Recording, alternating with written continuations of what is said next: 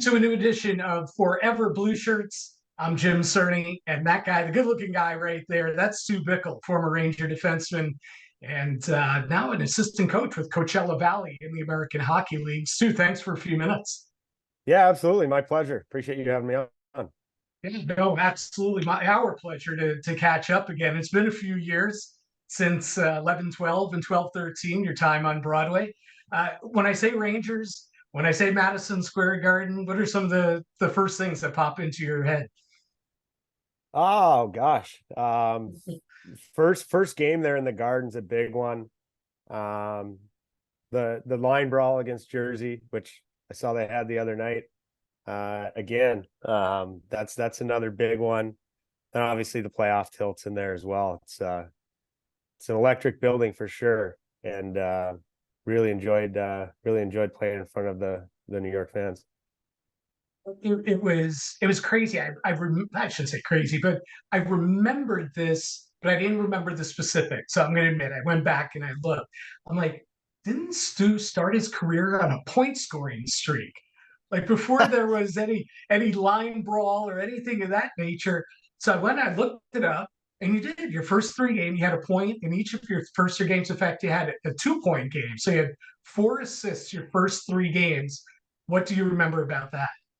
Yes, sir.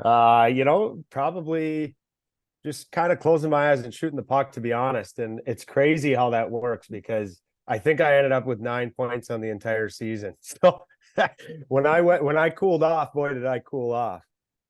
But yeah, no, it's obviously, like I said, it's an incredible place to play. And, being able to start well, I think is important in any situation where somebody gets called up because a lot of times you only have, one or two games to kind of show what you can do.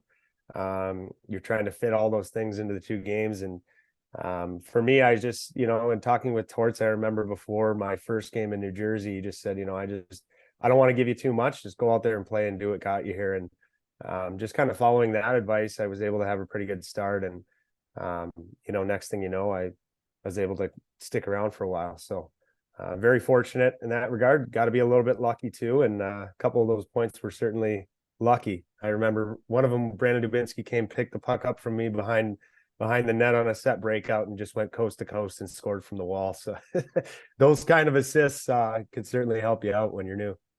Yeah, you owe Doobie a dinner, I think. I owe Doobie quite a bit. Actually, but Doobie will make you pay up. That's the thing. Some guys will be like, yeah, you owe me a dinner, and then they forget about it. Doobie will make you pay up. Oh, he's a character, man. I got to catch up with that guy. He's a hoot. So you mentioned Torts, and I remember that season. There are guys that are known around the league, or during the Tortorella's coaching career, as they're kind of Torts guys, and he loved you. When he would talk to us guys in the media, he constantly was just, praising you about your effort, your grit, the grind to your game and everything, what you brought to the team. Tell us a little bit about behind the scenes, your relationship with Torts, and if that relationship that we thought it was from the outside was exactly what was playing out, because you really seemed like you were a Torts guy. Yeah. He gave me an opportunity. So that obviously I'm thankful for that. And in terms of the way that he likes to coach a team and his expectations for his players, that went hand in hand with the way that I played a physical, hard brand of hockey at the time. And so, yeah, I think he appreciated that. He certainly is hard on his players, but in a good way. And I think it comes from a good place. So he's trying to develop you as a person, trying to develop you as a player. And, we had a good relationship. Actually, he was one of the first people when I was going back to be a grad assistant after I got done playing and trying to kind of navigate my way into the coaching world. I was able to chat with him a couple times on the phone, and he kind of gave me some insight on how best to do that and the things you can focus on, and kind of gave me confidence to be able to start my coaching career as well. So no, he was great for me. I think he's in the midst right now of a Jack Adams worthy season, the job he's done with the Flyers this year. I always thought that 2011-12, I thought he did a masterful job with that Rangers team. And I was really surprised at the end of the season when you consider, from where you guys started to where you ended up at the end of the year, almost winning the President's Trophy that year. That I thought he was almost hands down. I thought him and Peter DeBoer were probably the two best coaches in the league that year. And that team was so much fun. Like when you talk about Ranger teams over the years, you talk about great guys like and great chemistry and just a likable team, not to mention a winning team. Boy, that 11-12 bunch was certainly that.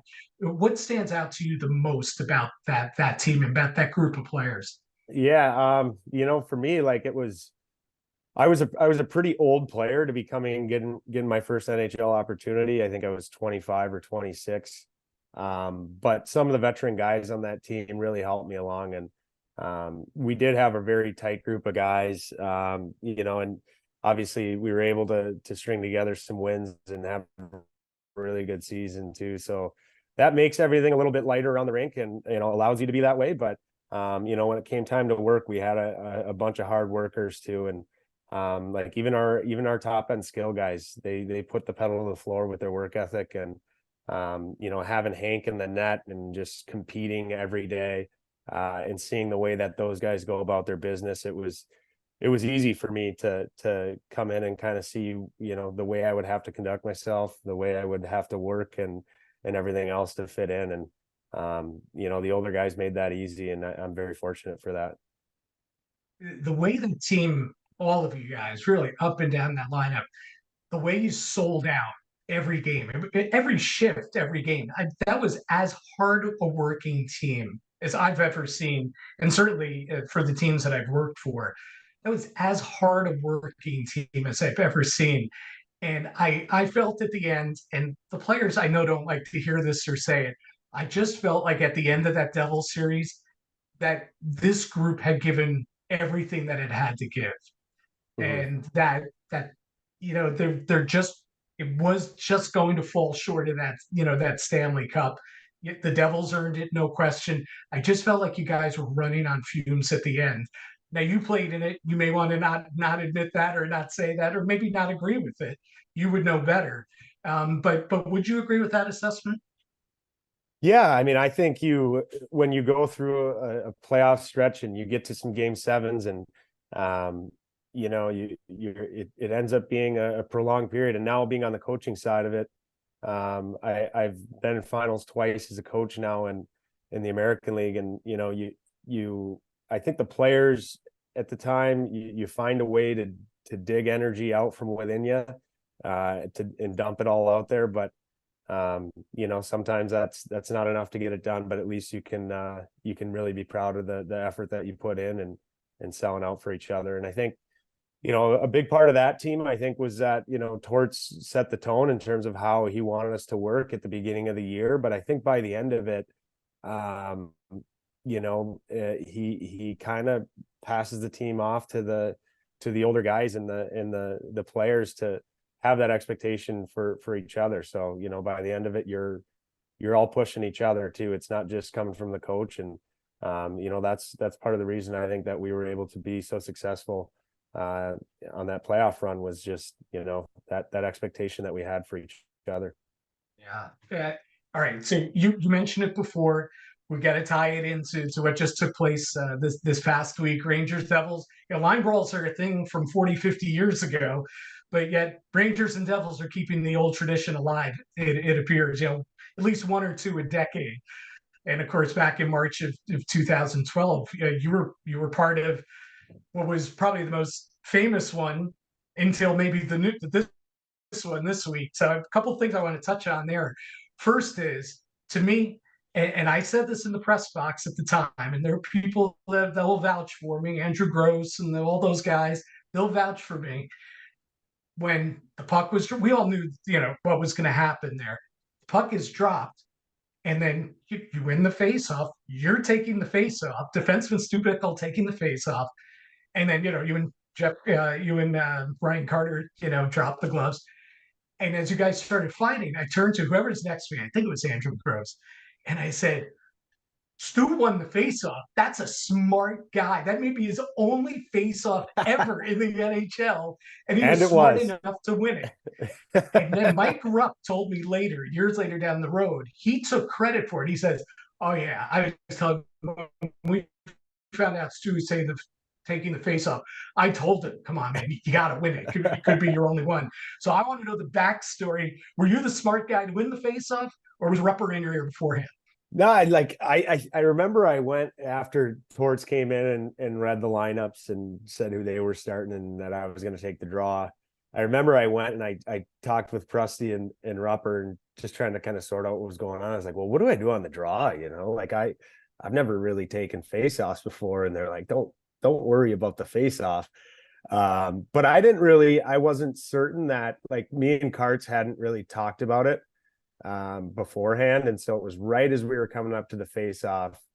I think I told him we're going, and he said, yeah, absolutely. And so then, it kind of came quick. I didn't know for sure if he was going to drop right away or if we were going to take the face off and then kind of go a couple seconds and then drop him. So, I snapped it back and then I just went straight forward. Looked kind of awkward, but yeah, I ended up getting the win. So 1-0 career. Oh, no, that's 100%. Yeah, there we go. How many people can say that? Come on, how many defensemen can say that in the NHL? It was 100% on faceoffs. Well, I knew something was up when I was starting a game before he even said I was going to take the draw. So a lot going on there. And yeah. I mean, that was a serious dust up. You and Carter both got, cut pretty good. I mean, and Brandon Prust, I think, fought for about a half hour before they finally stopped him. And, Rupper was in there. Yeah. And, DeBoer and Torts going chirping at each other. I mean, so many things were going on during that fight. Yeah. What do you obviously you remember details about it, but is there a bigger picture that you remember from it? The fans, the crowd? Yeah, that was the loudest I've ever heard a building, player or coaching. It was crazy how loud it got immediately off that puck drop. Carts got a few in on me, and then I remember I got up and I tagged him with a good one. But yeah, it was a good fight. Actually, Carts and I ended up playing together a couple years later in Minnesota. And I think even for a couple games, we might've been on the same line. So, it's funny how it all goes around, but, we're on good terms now. And we've actually done a podcast. I've done one with Rupper and Prusty too. And then the other three guys that were on Jersey. So, it's fun to kind of, when it goes full circle and you chat with the guys later on down the line, like you hate each other at the time, but then, you get to know the guys a tiny bit and you're like, this is a good dude. I would probably be friends with him if he was on my team, but that's the way it seems to go quite often. I mean, listen, I know you've got your job to worry about, your AHL team in Coachella Valley, but I'm assuming you saw at least video of the fight, which wasn't just 6 guys fighting. You got all 10 going in this one. Yeah. Just kind of, what your reaction was. Did it take you back in time to it? And also kind of a part 2 of that is, how much have you been able to see and follow kind of the Rempe mania that's kind of taken over Madison Square Garden in New York? Yeah, I've been following. Usually before games, we have a little bit of downtime. We'll go to hockeyfights.com and catch up on what's going on. So I have been following. Yeah, it's exciting stuff. And, I don't know the kid at all. Obviously a tough guy. But I used to fight McDermott all the time when he was in Ontario and I was in San Diego. So, and actually we've boxed together in the summer and stuff too. So I'm pretty familiar with him. Also a super tough guy. So that was a good scrap those two put on. It's interesting, and I forget who told me. Colton Orr said this recently, but we had him on the show, and he said, if you're the big goal scorer in New York, or you're the guy that's willing to drop the gloves, they're going to love you equally. And I'm paraphrasing kind of what he said. You think that's the case? And is it, it's probably not just New York, it's probably whatever city you're playing in, there's so much respect, probably one word, love, passion just around the guys that are willing to, to take on that challenge and play that role for a team.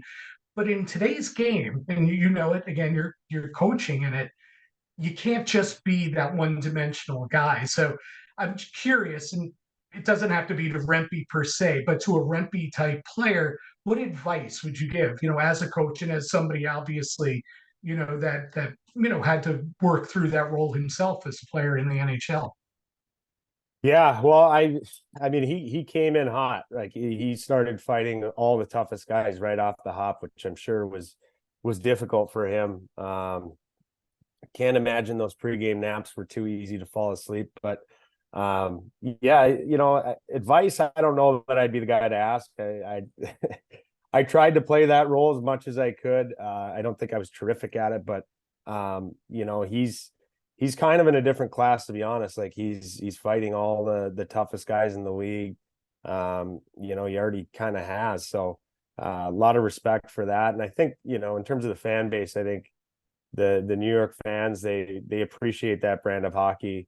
And so they're always going to appreciate a guy like that that's willing to stand up for his teammates and willing to stand up for his team. So it's something where I probably don't have a lot of advice that I could give at this point. Like I don't have a ton in mind that I would give him as a directive. And also got to be careful because I'm coaching in a different organization. So Of course, that's what we meant, a Rempe like player, not yeah, specific. yeah, no, but yeah, I mean, the game is definitely changing. It already has changed quite a bit since I was doing it. And so yeah, you can't be just one dimensional. You have to be able to play the game. And you see the skill level with the younger players now coming up. It's so high that you really have to be a good player even in that role. So I got a lot of respect for the guys that are still doing that, because I know just in terms of playing the game, how demanding that is on them as well. So you gotta be a little bit more well-rounded nowadays. Yeah, Stu Bickel is our guest, and you touched on how you transitioned into coaching, now an assistant with Coachella Valley. At what point did you start thinking about coaching? Was it something when you were younger, or were you just focused on being a player at that point, or was it when maybe your career was winding down when you were in San Diego? At what point did you think, boy, not only would I like to do this, but I think I'd be good at this? Yeah, I going into my last year that I played, I'd really put a lot of thought into whether I wanted to go back and play again, or whether I wanted to try to get into coaching. I knew that was a route I probably wanted to explore. And Don Lucia was at the University of Minnesota at the time, so he had welcomed the idea of me coming in as grad assistant that year. I chose to go back and play one more year.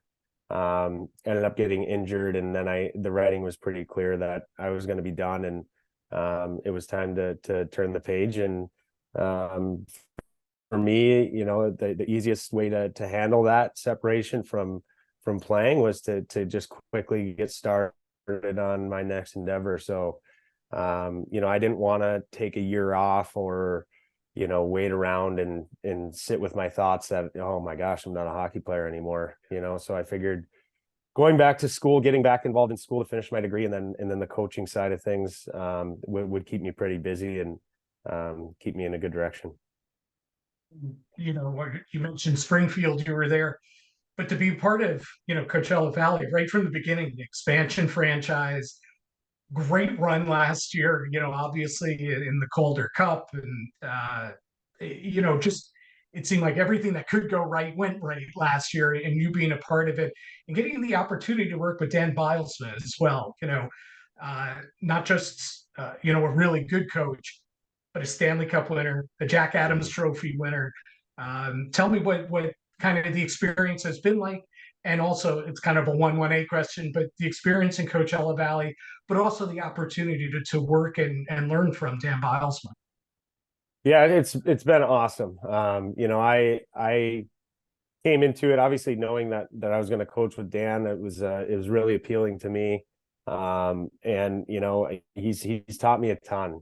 And I think, any coach, any assistant coach in the American League, you hope at some point that you're able to either, move on to be a head coach or, get to the NHL from there. So, with both of those two things, I think it's really important that you have a head coach that you can look up to, have conversations with, bounce ideas off of, and then also just, kind of see how they do things. And, every head coach is a little bit different in terms of the way that they run things. The systems are all pretty similar, but, the way they present things,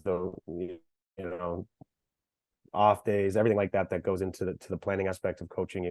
You kind of get a feel for the way different coaches do things. And, with our group, Dan's done a tremendous job and really helped a lot of our players, a lot of our young players in their development. And also obviously, part of that development is winning. And so I think, any NHL team that gets a young player that can come up and is already accustomed to winning games, I think that's really important too. So we've kind of been able to do a little bit of everything, which is really good. And for me personally, it's been awesome to be able to learn from Dan and see the way he does things. And I see myself as a little bit similar guy, and we get along really well. And so I think I can take a lot of the things that I learned from Dan into whatever my next spot might be. And another opportunity that you've had is to work with a trailblazer in the game, with Jessica Campbell being on the staff as well. I can speak to that, because there aren't a lot of head coaches or assistant coaches that have had that opportunity yet, and obviously, the first woman assistant coach in the American League is there in Coachella Valley. Mm-hmm.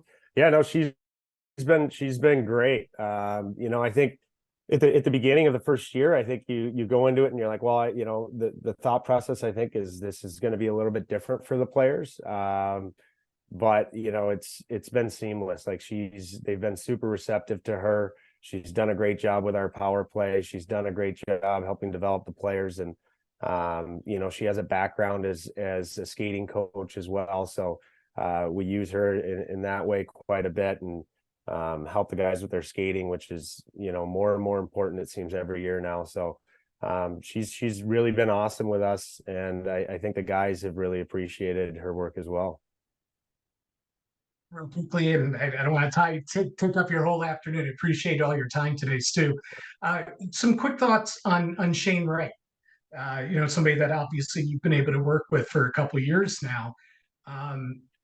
Tell me a little bit about how he kind of accepted being, or how he's worked through being.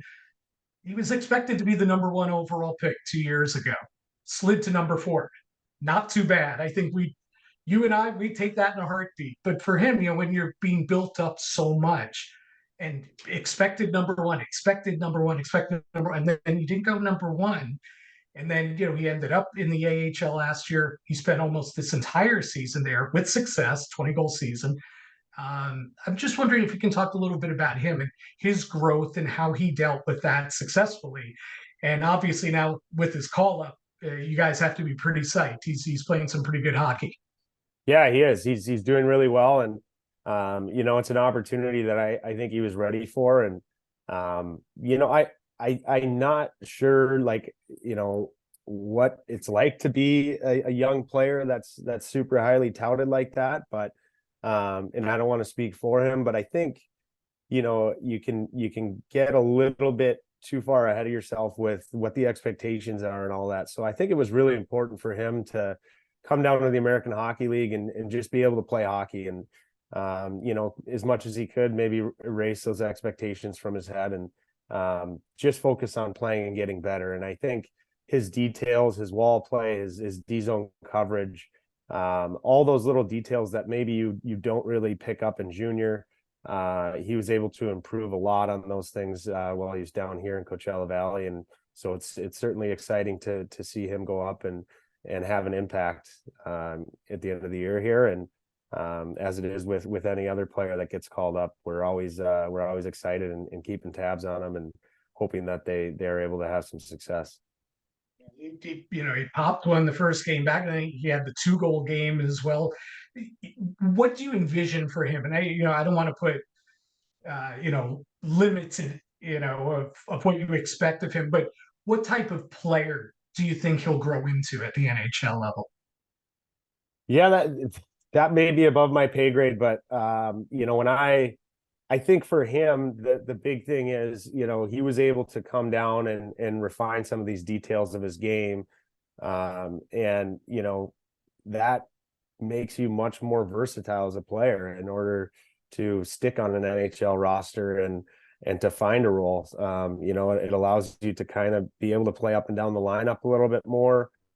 And so he was able to develop some of those things, and I think that's going to give him some flexibility and give Coach Haxall some flexibility as well in terms of his usage. We'll finish up with an easy one. It should be easier. Tell me, we'll go back to your Ranger days. We'll end on a Ranger note, hopefully with a laugh or two. You had some pretty funny guys on that team. Like, there are some pretty cool personalities. There are some pretty funny guys on that team. Being around it every day, as I was fortunate enough to do. To Stu Bickel, who is the funniest guy, and do you have a funny story that you can share? I'm sure there are many stories you can share from maybe that person that you think was the funniest guy, or something that stood out from you that still makes you laugh to this day. Ooh, it's not an easy one, actually. Trying to think back to specific stories, but one of my favorite guys that I played with, and still one of my favorite guys in hockey today, is Derek Stepan, who I know you got to know pretty well as well. And he's a character. He's just got a dry sense of humor. He's always in a good mood. He's always joking around at the rink. And, it's fun when you're part of a group like that. And where, you keep it light, but then when you get on the ice, everybody's working hard. So he was definitely one of those guys that was a character in the locker room and made it fun. And Michael Del Zotto would be another guy that's a pretty funny character. But yeah, as far as stories I could share, I'm trying to think of the ones that I that I could share that are funny. And that makes it a little bit tougher. But yeah, awesome group of guys in general. Look at you call out the Minnesota guy. You Minnesota boys stick together. We do. And we actually just got a Minnesota guy here, Leighton Road, who we signed. And I coached him in high school and junior hockey as well. But I always say it whenever we get a Minnesota guy, I'm like, you can't get enough of them. Keep them coming. So, but yeah, we do stick together a bit. We all skate together in the summer and train together and everything. So even if you're not playing on the same team, you keep those friendships going when you go back home in the summertime. So the headline here is Bickel says 2012 Rangers success due to Minnesota guys. Stepan McDonough. You had Sauer there for a little bit. Unfortunately, got hurt. You had quite a few. That's 4 guys in the lineup right there. Yeah, exactly. So can't get enough of them. Good stuff. Say, Stu, thanks for a few minutes today. Probably more than a few minutes, but really appreciate just catching up, having some fun, and get your thoughts on a bunch of topics. Yeah, absolutely. I appreciate you having me on, and it's been great to catch up with you as well. It's been a minute.